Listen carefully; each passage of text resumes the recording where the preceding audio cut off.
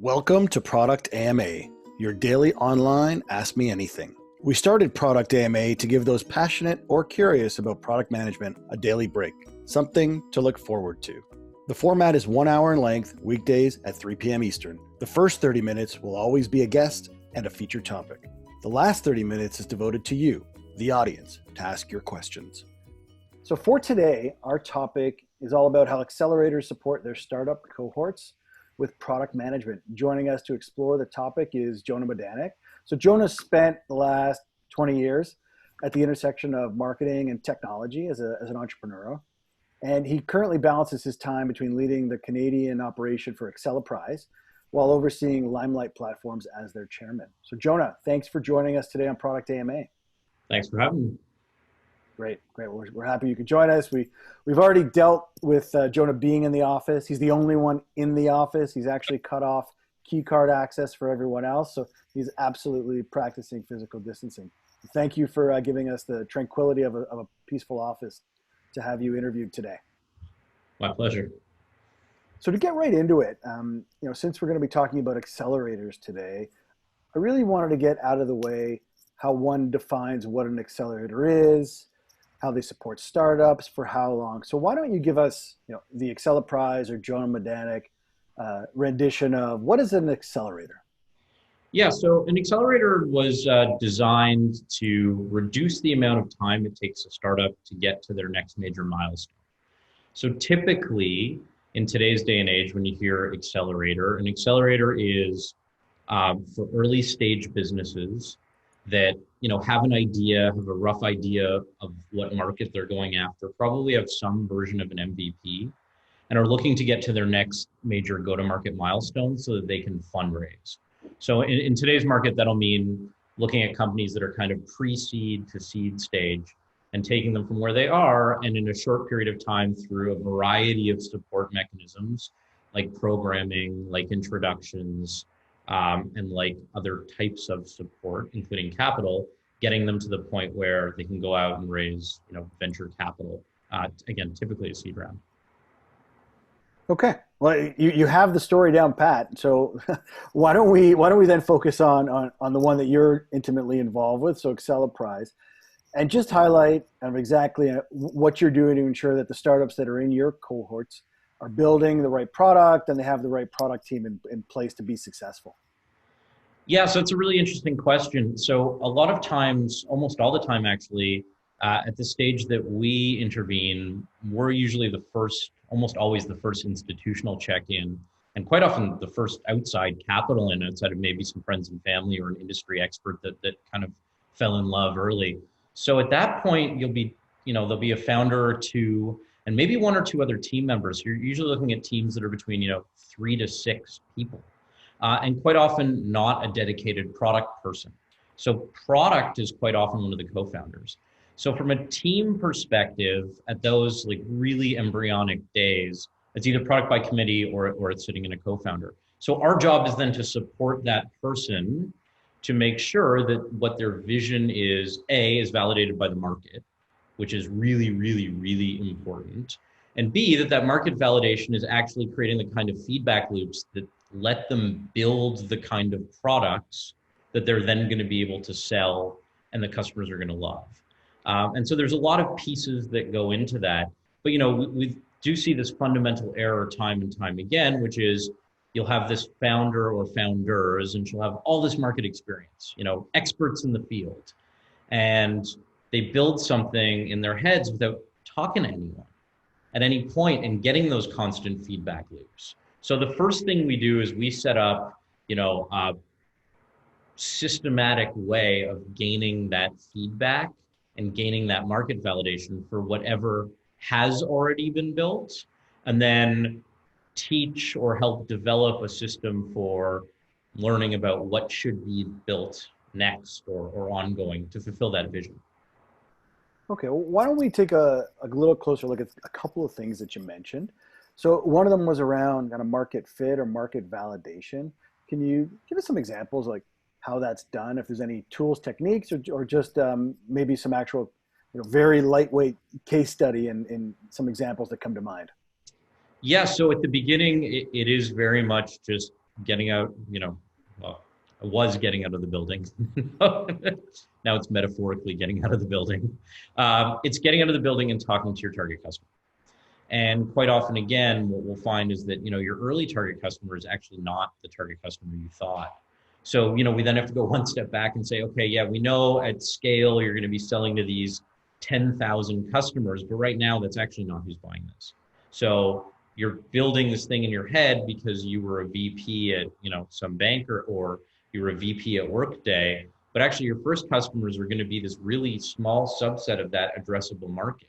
And they actually don't need all of the things you're building now. So the first thing we do is, make sure we give them a way to just, who do I get in front of? What is my ideal customer profile?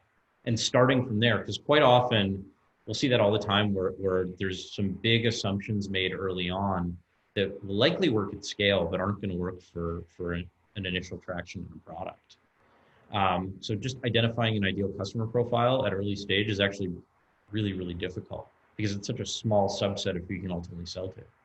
No, thanks for honing in on that. And I think that one example, or the concept of what you think is your product market today may not be later. I mean, that's something that is such a valuable lesson to anyone who's coming up with an idea, especially when they're trying to gain access to resources like you have at Acceleprise. So let's talk a little bit about kind of the people who are coming through the door. And because you mentioned something, and I don't know if they're the actual demographics or makeup of kind of Acceleprise's cohort, but you mentioned a couple of VP titles at larger companies who then, I'm assuming, become these founders that are part of an Acceleprise cohort. Can you talk a little bit, like in general terms, about the kind of people who are these founders, and any juicy stories around very successful people who are saying, hey, Jonah, can Acceleprise help me? I mean, anything you can do to give us a glimpse into what your world is like would be really appreciated. Yeah, so across our three locations, we're Toronto, New York, and San Francisco, we'll look at just under 2,000 companies a year to write about 50 to 60 checks. So we see a ton. And the traditional profiles, there'll be a couple styles, but some will be the really traditional tech founders that are coming out of academia or tech teams in established businesses. And they'll either be solving a problem in an industry they know intimately, or solving, a core technology problem like developer tools or DevOps tools or product tools, something that they're working with every day. Or, they were in fintech and understood how they could technically solve a problem. And in that case, they'll have very little go-to-market experience at all. And so, the kind of resources they're looking for, just, how do I even get started? How do I make business side hires? What should I be optimizing for? What should I be basing any of this on? Because they know how to build things that are great, and they've got this great market insight because they're very successful in their own field. So that's one group, those technical teams. The second group will be that group of people who were in either venture-backed businesses previously, or got to a reasonably high level inside bigger organizations, saw a problem firsthand and said, I've got a better way to solve it, and then rolled the dice. And then the third we'll see are repeat founders. Now, typically, if you're a repeat founder and you've already founded a technology business, you typically have built enough of a network that you likely aren't going through an accelerator. So the repeat founders will be founders that, had a service business and are now going into technology, or had a, manufacturing business. They know how to run a business, and they've got a lot of the soft skills. But the nuance around building, a SaaS business or a technology product is one that we really need to be helpful with. So those are kind of the major buckets. And then, just even taking from my own experience, I went through Acceleprise 5.5 years ago as a founder in San Francisco. And, looking back, some of the stuff I was asking, both product side and just general business side was insane, because I just had no idea. I'd run a service business to some reasonable degree of success for a decade, and taken a VP job inside both a big org and a venture-backed org, but no idea what I was doing. So you do see a lot of that. Well, I'm glad you said that, and you skipped ahead. I think it's where I wanted to go with the question, but so I'm going to ask it maybe right now. So from your experience at Acceleprise 5+ years ago, when you think back to the other businesses that you were in, prior to, that was Limelight platforms that you went through Acceleprise with? Yeah. So prior to that experience 5.5 years ago, what lessons did you learn then that you wish you had earlier on for those other businesses? And then what I'll let you say for later is, what you think today about the whole experience and what you really could have learned earlier that now you're very well versed in. Yeah, so I mean, there was probably not an area where I didn't learn something pretty massive. The first and biggest one is no matter how successful or smart you might be, that it actually doesn't matter what you think; it matters what the market thinks. And so you got to go find out. And the faster you find out, the faster you're going to be successful, because the faster you're going to hear no, the faster you're going to get feedback. And it's very, very easy to continue. Oh, they just don't get it. Oh, if I just have this next feature. And that actually, what we see from our data set is almost never true. It's almost always true that your market insight is right and the problem you're solving exists and is a large pain, but the way in which you're doing it is not landing for the people that you can solve it for right now. And quite often people say, oh, I'll solve it. I used to work at TD and then TD is going to buy it. TD's not buying anything from your 1-year-old startup. They're going to buy it once Gartner says it's okay in 6 years. So it doesn't matter what TD wants right now because you can't sell them. So those lessons were really big ones to learn. And then I had never raised venture capital. My first business, I was lucky enough to bootstrap and just build a business. Like you could spend what you made and no more. And then just the whole set of learnings around venture capital was a real eye opener. All right. Well, we're not going to let you go down the VC path today. We actually had a talk with a VC last week who educated us on all kinds of things. And I'm going to get to a question that's actually related to that talk in a minute. But I just want to remind everyone, we're speaking to Jonah Midanik, who leads Acceleprise, an accelerator here in Canada that has offices in the US as well. And he's also chairman of Limelight Platforms, which is a great experiential platform for capturing data in the physical world as well as the digital world. So you can ask those questions directly in the Zoom chat. So one of the questions that we had was about product market fit again, but we're going to take just a very specific question around it, which is around data. So in many cases, and I have some exposure to at least one of your early stage accelerator cohorts, and actually I got to meet the whole team a few months ago, didn't I? Yep. So anyway, this one company in particular, there was really an absence of data. So as you're such an early stage in the process with these companies and they're trying to get product market fit and they might be beta, they might be pre-beta, like what kind of data do you even look at to help determine if they're on the right path? So the data will actually be around, well, there's a couple, right? So I'll divide it up. If you're an enterprise, that's actually when it's really, really hard because by definition, you're not going to have a lot of people. There's no freemium model. You're not going to give people trials, and success looks like getting like 2 customers to buy it, and that'll actually trigger a financing event or the ability to really build your full product. So by definition, you're operating this really, really, really data poor environment in enterprise. In SMB, when you're dealing with software that costs between, let's call it $0 and $99 a month, there's actually a bunch of ways that you can create enough data for it to be meaningful and statistically significant. And you can do that with small amounts of money. You can do that with things like, demand gen campaigns. You can do that with things like, marketing essentially. And then actually seeing when you drop people into your product, what happens. And you can do that for free. I mean, you would do that in a freemium. And then in mid-market, you get kind of somewhere in between. But going the enterprise route, so, you've got a company with a really successful founder, this big problem with this huge market, and, they're 6 months in, but the sales cycle is 8 months. And how do you know whether or not they're actually onto something?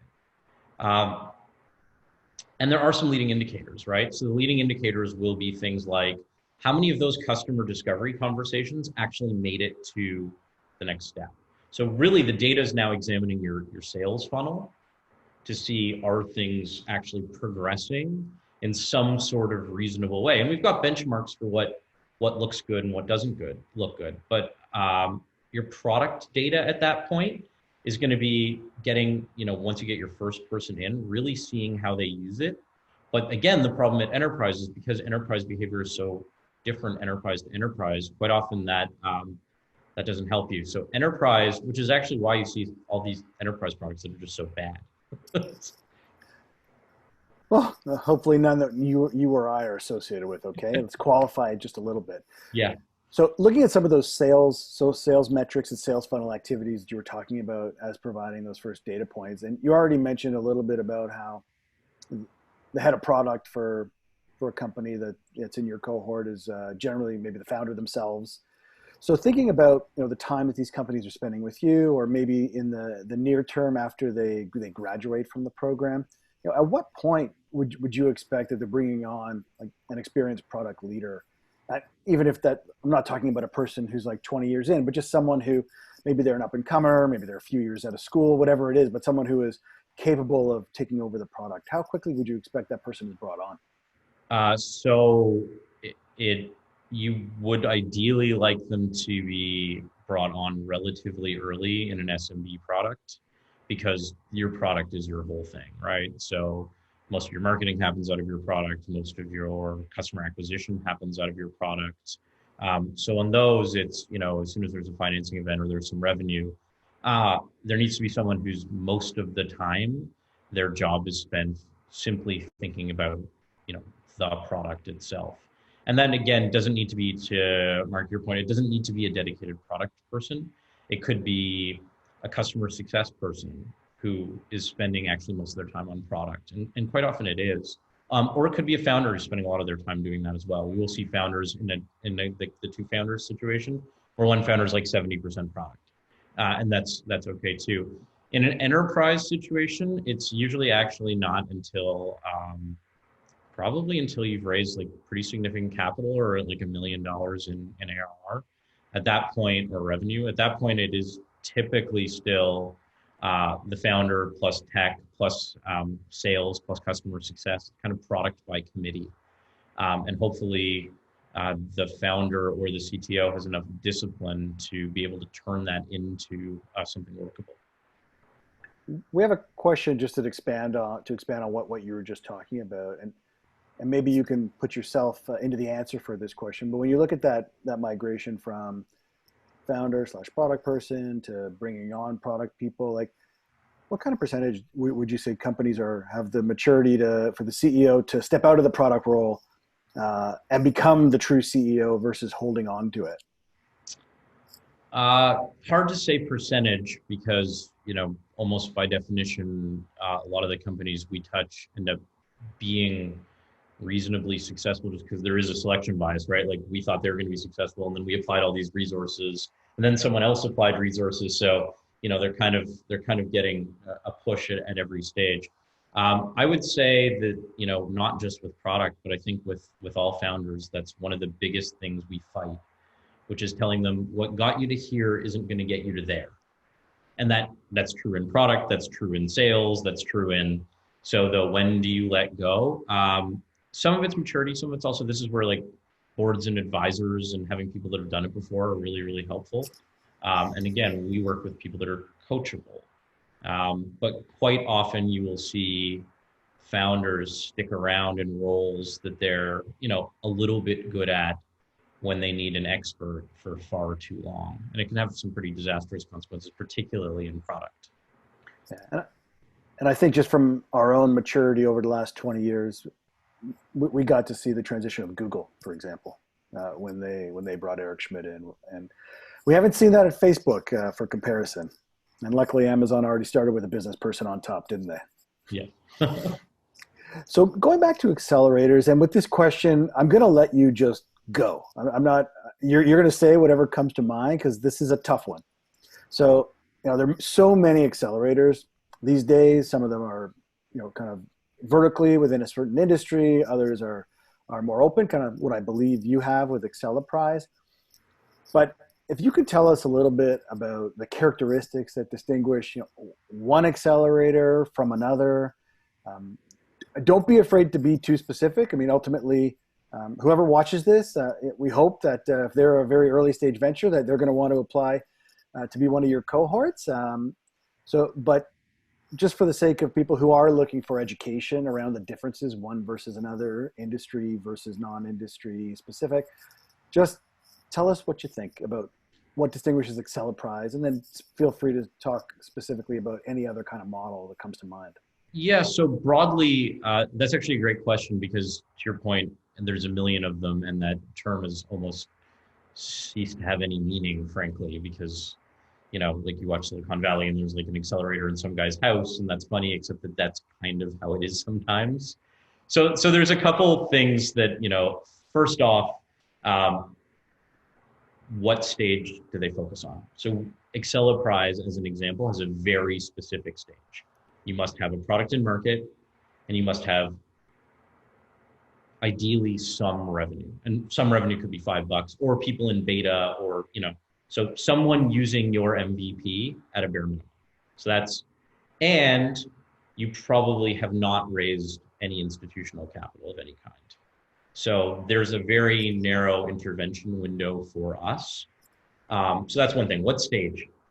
The second is industry. So there are some that are like, we're narrowly focused on prop tech, we're narrowly focused on, or type of company. So we're narrowly focused on cloud software as a service.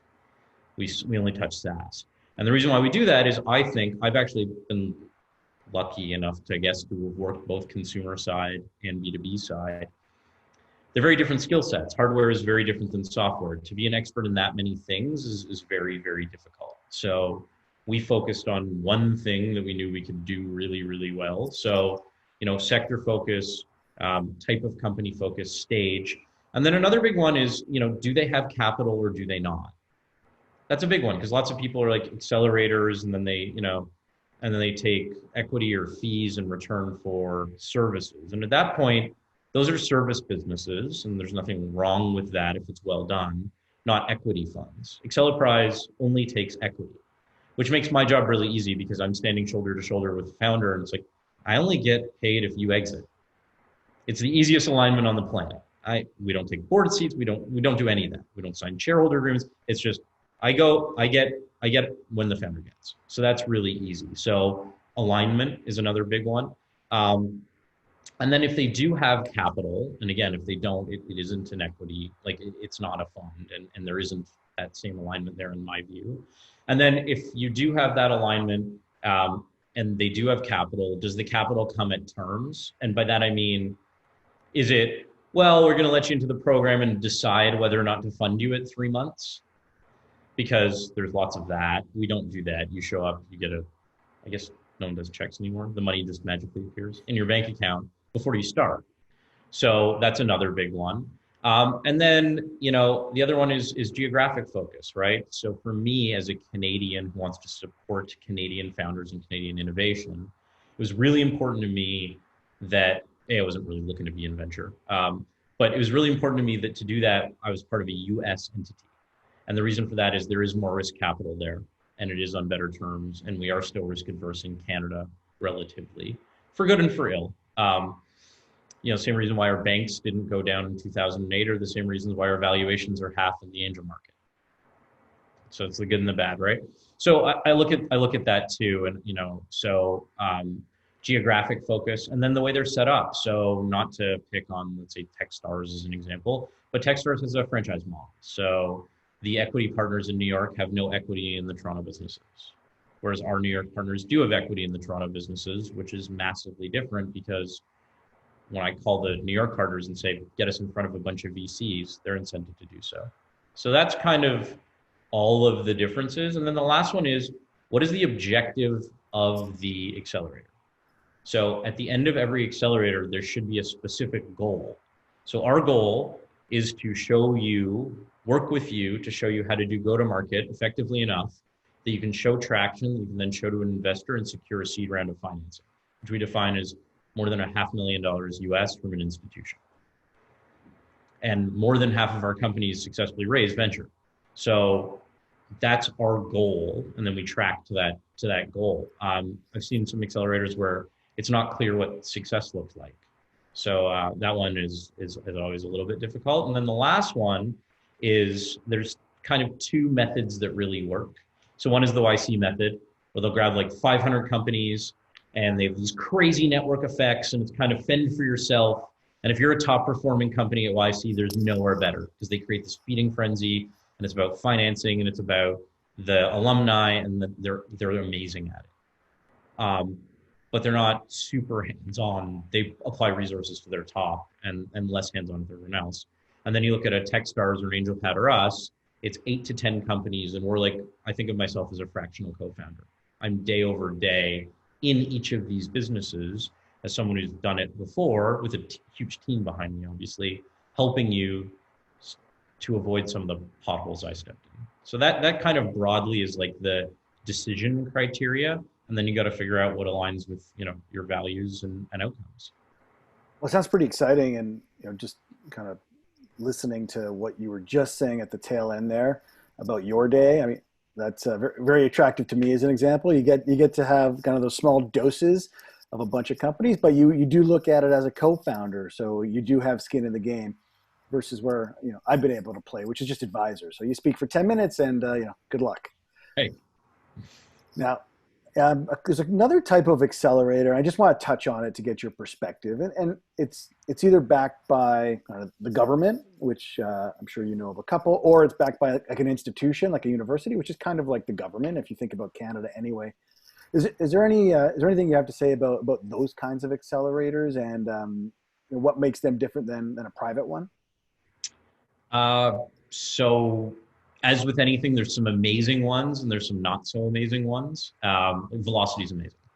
The work they're doing over there is amazing. And we all know of some great companies that have come out of a number of those types of accelerators.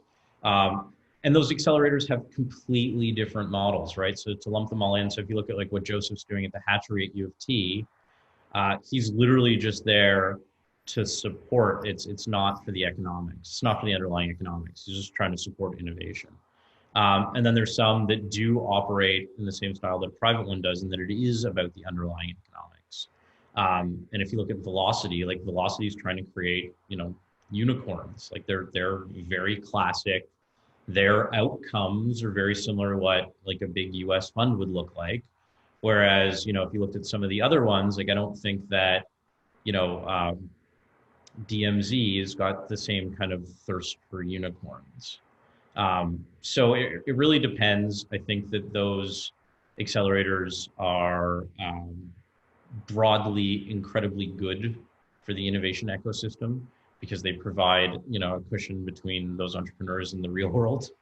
And I think that that's great. It's really, really hard to start a company. And there's some great ones. And then there's some that they're not really adding a ton of value, but generally those aren't the class of things that are predatory. So they're fine. Well, as we think a little bit about what's happening today, and I'm not going to ask your opinion about anything that you're not an expert in. If you think about those, what I would say, accelerators that are funded by the government specifically, like have you and your team at Acceleprise spent any time thinking about how that funding might dry up, and there's going to be even more emphasis placed on the private accelerators to help continue with Startup Nation? Yeah, I mean, so my New York and San Francisco partners, every time I tell them about another government program, they giggle. Like, what is this? There's all these acronyms flying around, like they've got no basis of it. So the rest of our business is, entirely private funded. I actually like the private public partnership. I think that there's a lot of good there. We can definitely have a debate as to whether or not each dollar is spent effectively. I think almost by definition, that would be true of any big org that it isn't. Yeah, I mean, the truth of the matter is for us, we would exist in kind of either model. I do think that, there is no question in my mind anyways, that the government did kickstart the Ontario innovation ecosystem with their dollars. I don't think this would be here at anywhere near the extent that it is today without a huge amount of government funding. But the same could be said for Silicon Valley. I mean, Silicon Valley a lot of it was born out of the University of California's university system, which is also government funded. So it's very, very, very difficult to create these innovation clusters without government money. I do imagine that it will change and some will dry up, and I think that there's enough seeded here that the innovation economy will survive and thrive, just albeit in a different way. I think, and it was just yesterday I was hearing that that Shopify became the company with the second highest value in Canada. It surpassed TD, and so that was pretty exciting. Um, Speaking about Shopify, who we admire immensely, um, as they've taken a stranglehold on Toronto with, I guess, the to be opening of a new office, they've been continuing to suck a lot of talent out of the market. So since you operate Acceleprise, in Toronto, maybe talk a little bit about the availability of talent for these for your cohorts, um, and I'm thinking more in terms of employees, Yep. regardless of their financial arrangement with the company. Yeah, I mean, there's absolutely no question that the big companies, of which Shopify is now one of the giants, right? It's a scrappy made in Ontario story to a giant. Um, so I guess globally, or I guess North America wide, Toronto is actually still on a talent basis actually relatively inexpensive. Some of that is a function of the Canadian dollar. Uh, some of that is a function of the fact that we don't need to pay much in the way of healthcare because we have a functioning healthcare system. So on a dollar for dollar basis, we're still like much cheaper than New York State, much cheaper than most of California. Toronto's still cheaper than Sacramento, never mind San Francisco. So yes, talent has gotten more expensive here. Yes, Shopify is obviously one of the ones, they're hiring at a furious rate. Um, but I actually think that that's okay. I'm a little, more concerned about the people sending their profits south of the border and sucking it out of the Canadian economy who are sucking up talent. So, when Microsoft comes in and tries to snap up, every AI engineer coming out of University of Toronto and then sends all their profits back to Washington. That to me is a little more concerning than people, kind of distributing around. And also speaking for Shopify, like Daniel DeVoe, as an example, was in mentoring our cohort last week. He's very busy. So Shopify is giving back. But yes, I think there is a broader trend of these kind of research outposts or these R&D outposts sucking up Canadian talent and sending the profits back. I think that's much more of an issue than the Canadian homegrowns creating, great middle class jobs, because we're seeing all those Shopify folks also recycle their money through the angel economy. We're seeing them start their own businesses. So broadly, I remain a fan, even if my architects are now more expensive. No, and we've had the pleasure over the last few weeks of meeting several very talented and successful people through these product AMAs who were part of. Well, Top Hat came up a little bit, and there are certainly other companies where these people had worked, and they graduated either start their own company, or they got acquired, or they found themselves supporting a larger company. Like we had a couple of great folks on from Loblaw Digital, who are bringing all of the value that they've been able to create in terms of user experience and design and process around product. So there is a ton of value there. Maybe they're just not right for Acceleprise just yet. Yeah. So we're talking to Jonah Midanik from Acceleprise and Limelight Platform. If you have any questions for him, please ask them in the Zoom chat. Jonah has had another question for you, kind of around today in Acceleprise. And so this is obviously the most unique time that any of us have faced in our careers. Regardless of what industry you're in, you are affected. And so as it relates to the day-to-day business of Acceleprise, what has changed for you guys? Are you supporting your cohort in different ways, or your staff? And tell us a little bit about what's going on today to keep continuity and, I guess, maintain optimism and hope. So obviously, dramatic impact that everyone's feeling.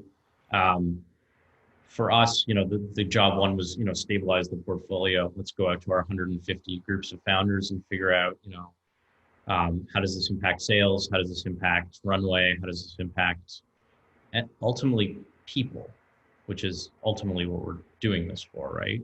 People. So that was a couple tough days. There's some companies that actually paradoxically are doing better in this environment, but most have seen, growth slow and stop. In Canada, by and large, our companies are okay. So from an operation of the portfolio perspective, we've gotten everyone to batten down the hatches, but between government programs and some smart decisions that did not involve layoffs, the portfolio was able to is going to be able to weather the storm. In the U.S., it's different. There's not as much support for workers, and so a lot of people have had to make a lot of tough choices. And we have had one or two companies have to go into acqui-hire situations that frankly likely would have ended up there anyways. It just accelerated the process. But broadly, I'm actually very, very, very bullish about our industry.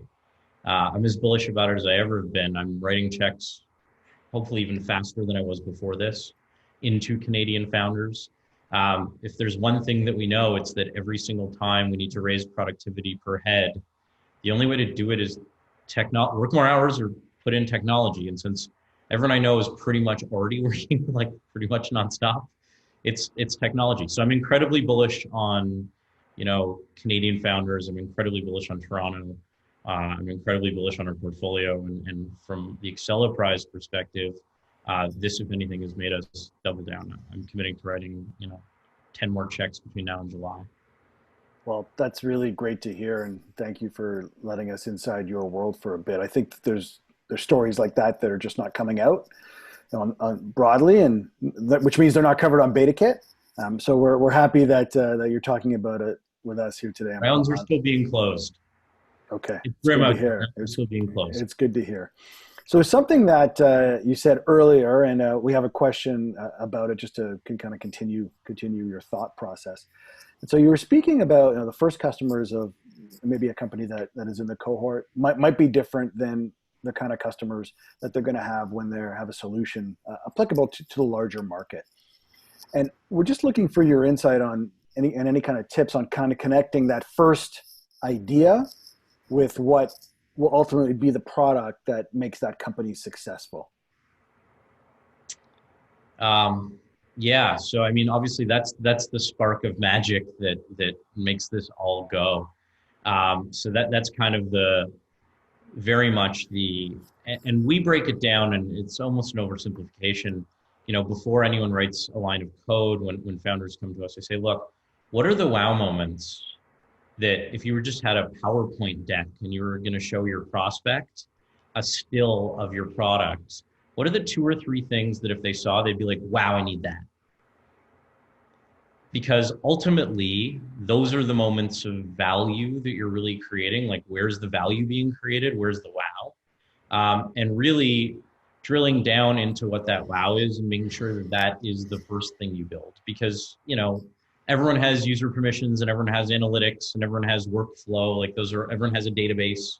Those are all very kind of table stakes type things. But what's the wow moment around that value creation? And how do you build that in immediately?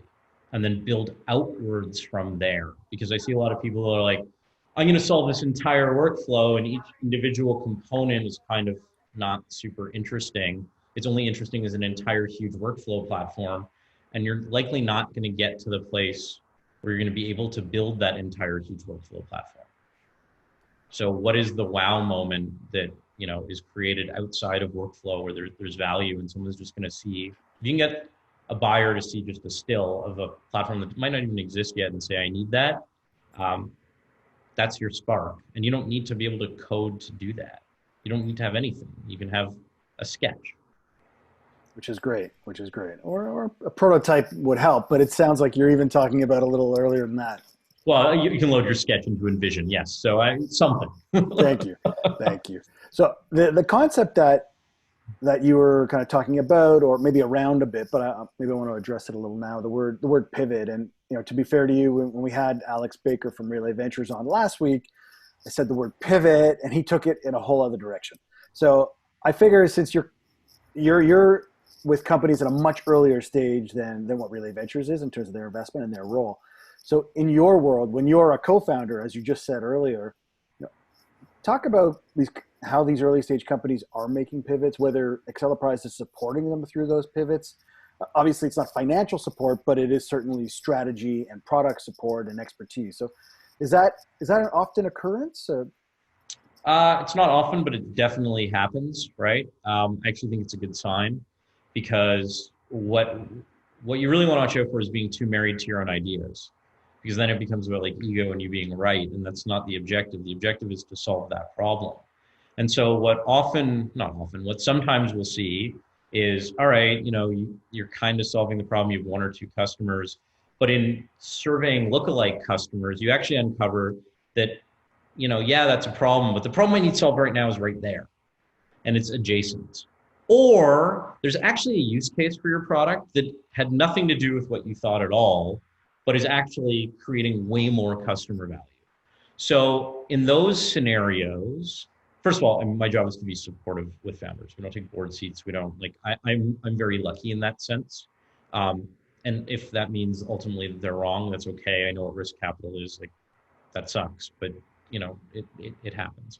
So yeah, I think that my big thing is market validation, data, what customers say, and so if a founder can come to me and be like, look, I've been at this for 3 months. I spoke to 30 customers. We got one person to buy it, but it's because like he's my cousin, and then I took the same product and put it on this totally different use case, and now I spoke to 30 people, and like 8 of them are in pipe. Well, it doesn't matter what I think. The market thinks that that's better, or it makes some difference what I think. So that's kind of my attitude towards it. It's the same attitude I have towards initial market validation, which is, you got to put your ego aside. And as both a founder and especially as a VC, that can be tough, but it matters what the market says. It's like I used to tell my marketing team all the time, like, which subject line do you like better? And it was like the one that more people open. So Yeah, no, it's fair. It's fair. And and thanks for the chat about accelerators in general today. We're doing okay with time. So, and you've been talking around it a bit. Then maybe we'll just get right to it. So, founder, you've been a founder of a fairly successful company, and why don't we talk a bit about Limelight? And we're not going to go into the depths of your journey. That's not the purpose of today. But and maybe you'll talk to us a little bit about, so everyone gets it. I'll try and do it a little bit of justice, which is Limelight is an experiential platform to support data capture and intelligence and marketing at top of funnel or near the top of the funnel. And you can correct me if I didn't get it perfectly right. And so with the change in all of our behaviors these days, can you talk a little bit about maybe what you're thinking about as the chairman of that company and what the future might look like, either in terms of timing or in terms of product? So what you're doing to keep that business, moving in the right direction. yeah, so I think you gave it a really good overview, but even more specifically, we support events primarily. So think sporting events, test drives, music festivals, those sorts of things. Specifically, the sorts of things that it is unlikely will be around for a while. So obviously, my first thought was, putting aside the health and the understanding that relatively many of us are lucky, was oh shit, because our revenue went from where it was to very close to nothing. And so my first job was like, okay, immediately, like how do I do this without layoffs first and foremost, and then from there, how do I make sure that there's a business? Because if we go bankrupt, it didn't matter, you didn't lay anybody off, you did lay everybody off. So we need to exist. And so how do you support this massive change in behavior that brands are now going to have? And some of that is going to be integrating virtual elements like, a Zoom integration and the ability to gamify and do live streams and do some things that allow these to be more branded and interactive on top of an already, great product set. And some of it is understanding that part of the deal is going to be when all of your eggs were very much in the face-to-face, let's meet face-to-face in close proximity in large groups basket. That, part of it is just going to be riding out the storm, because we looked at a whole bunch of options and we're not going to win the virtual market. We're not going to win those markets. We're not good at that. We didn't have a good starting point. So the question is, how do we integrate with those winners to give our clients the entire online, offline universe, get back as much as we could? And our clients didn't leave, they just put us on pause. So we lost 0 customers, but of our 32 Fortune 500s, like BMW's definitely not going to be at Coachella this year, because I don't think there's going to be a Coachella. So they're not paying us to do that kind of stuff. So yeah, it was like, how do I find ancillary products that we could bring into our universe to keep people using it? And then the other thing we did is we went to our customers as partners and said, look, this is what all our first party data shows. Here's a couple of models of this, what this might look like when it's opened up. What does this need to look like for you when we're open? And then building ahead to that. That's great. I hope everything works out just fine. You got a bunch of smart people that I know there that will take you in the right direction, and I'll look forward to watching what that looks like. And maybe as our final question, because we don't have any more from the chat window just yet. As our final question, if you think a little broader about your experience as a partner in an accelerator, as a founder of a great MarTech company, as you are looking at Twitter or LinkedIn, which I'm sure you're checking your social feeds when you're not dealing with your 2 small children at home. So there is purpose to why Jonah is in the office for us today. It's just quieter. When you're thinking about the broader market and what you're seeing, as a human being, let's keep that kind of focus. Who do you see as people who are doing a good job out there today, and where are you paying more attention, maybe to a couple companies or technologies that you think are part of the future that maybe you didn't think that a few weeks ago, beyond Zoom, thanks to Zoom for all this technology we're using today? So for me, this hasn't changed core beliefs so much as it's accelerated them. So I believe that a lot of this behavior changes we're seeing now, and obviously not social distancing, were behavior changes that were likely coming anyways, and this just accelerated. And so by that I mean remote work. So we wrote our first seed check this year into a company called First Base that provisions home offices for remote workers for big companies. So if you're actually Twitter themselves, and you said, hey, I want to set up Mark at home, First Base has some technology to help you do that in a way that it's secure, and so remote was obviously one we were tracking. I've been tracking the kind of mental health space for a while as it relates to B2B software. I think that this incident or episode or pandemic or whatever we're calling it has put into sharp relief just how necessary that is.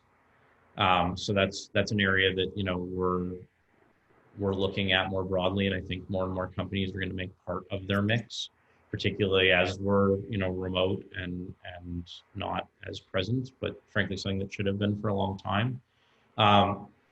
We're taking a look at a lot of these kind of like workflow tools, like vertical SaaS, because all of these businesses need to get a lot more efficient.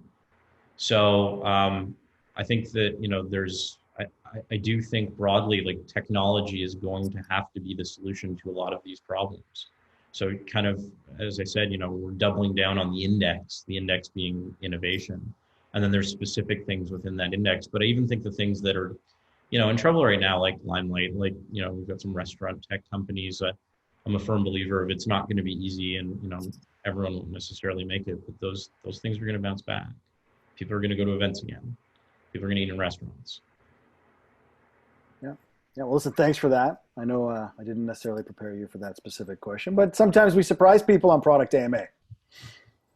Well, listen, we really appreciate people who joined us today to have a conversation with Jonah that, quite frankly, Jonah probably and I would have had that conversation over some kind of a beverage if the world were different right now. So it's good to have it with company. And thank you again for joining us. Thanks, everyone. Really appreciate your time. Stay safe. Follow Product AMA on Twitter and send us your topic suggestions. We look forward to seeing you soon.